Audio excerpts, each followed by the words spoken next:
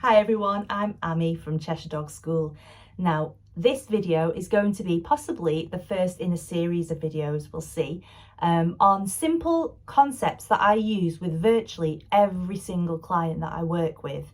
And just break them down. And often these concepts are misunderstood unfairly by owners. So I thought break it all down in a video and hopefully they'll be helpful for you with your dogs. So today's video is specifically about management. If I keep looking off to the side, it's because I've just got some notes there and don't want to miss anything out.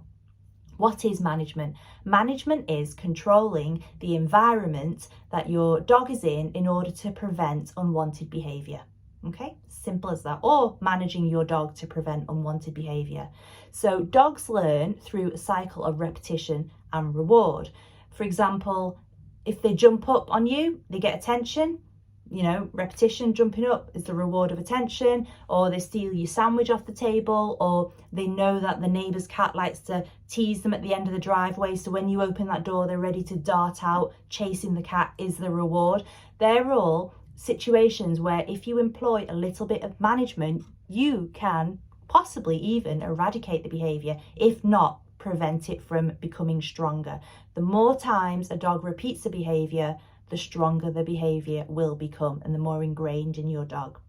So with a young puppy, that's a really good time to use management. Excuse me. With a young puppy, I wouldn't leave a young puppy alone in a room in the house without supervision, because you're just asking for trouble. They're gonna toilet somewhere they shouldn't do, or they're gonna chew something they shouldn't have, or swallow something you don't want them to have.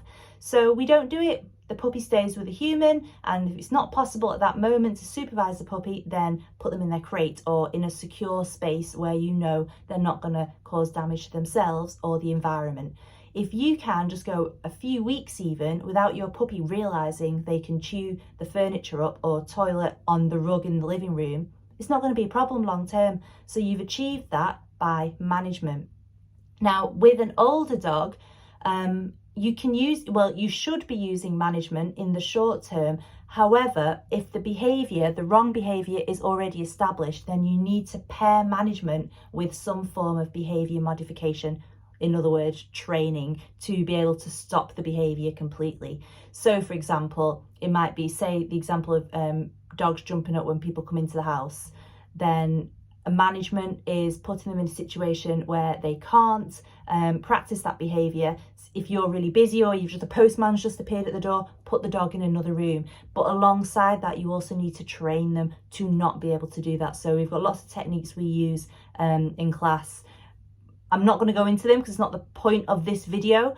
But say you know your friend's coming round, right? I know they're coming round, I've got time, we will train this time. And if they catch you unexpectedly, then you use management. So you're using both alongside each other. The long-term goal is the training will carry your dog through to stop you having to do the management. But in the short term, managing the behaviour will prevent your dog from getting worse and making it even more difficult to change. What else? Let's talk about, so managing the environment and making sure, don't leave, if you know your dog likes to chew socks, don't leave your socks down, don't leave them down, especially with puppies. Like I said, go a few weeks without them doing it, it won't be a problem in the long term. You can reintroduce them. So manage the environment, but also you can, with a dog, an adult dog or a puppy, you can manage timings or manage your actual dog. So I know with my dogs, it's usually sort of early afternoon, they start pacing and they're looking for something to do. So if I can, I'll take them out for a little, even 10-minute walk. If I can't, then I'll give them something to do, like maybe searching for treats in the garden or give them a chew or something, and then they settle. Now, if I was to just go, well, tough, you've just got to entertain yourself, they probably wouldn't knowing them, but they may start to display naughty behaviour, such as, well, I'll chew the furniture or I'll do this. So if you know your dog's routine, if you know with your young puppy, they're going to start hitting the crazy hour now, get in before they do and manage their routine and their environment so that doesn't happen. So management, it isn't a cop-out. I don't think it's possible to have and own and train a dog without employing some form of management.